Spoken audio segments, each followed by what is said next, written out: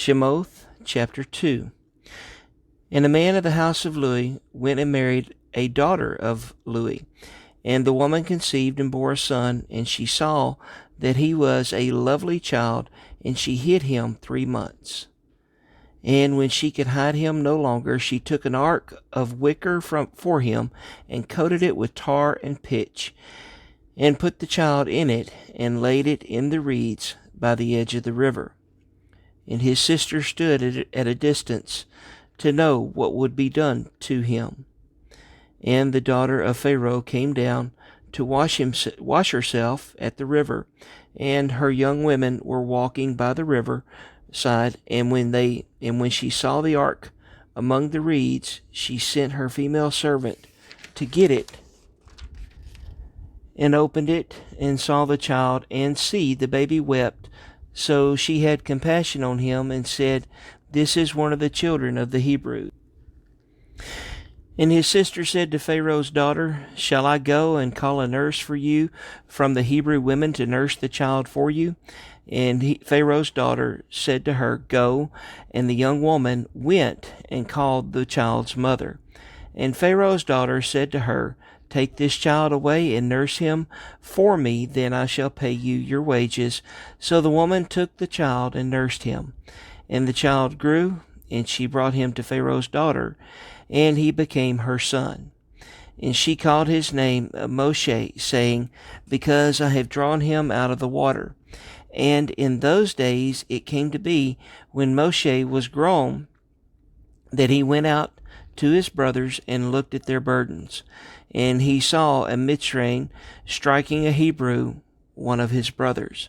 So he turned this way and that way, and when he saw no one, he struck the Mitzrayim and hid him in the sand.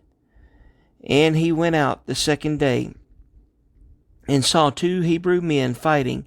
And he said to the one who did the wrong, "Why do you strike your neighbor?"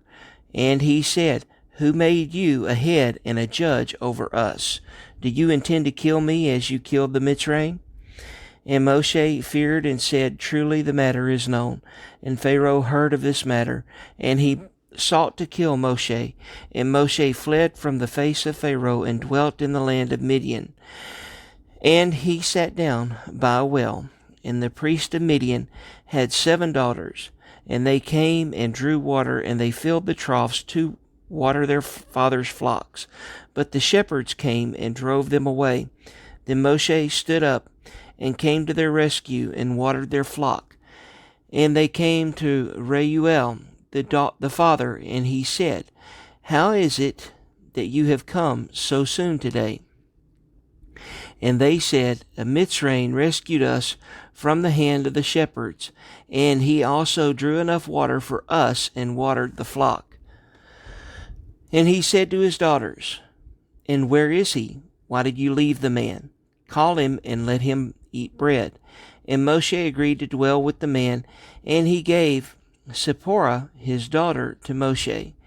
And she bore him a son, and called his name Gershom, for he said, "I have become a sojourner in a foreign land." And it came to be after these many days that the sovereign of Mitzrayim died, and the children of Israel groaned because of the slavery, and they cried out, and their cry came up to Elohim because of the slavery. And Elohim heard their groaning, and Elohim remembered his covenant with Abraham and Yitzhak and with Jacob.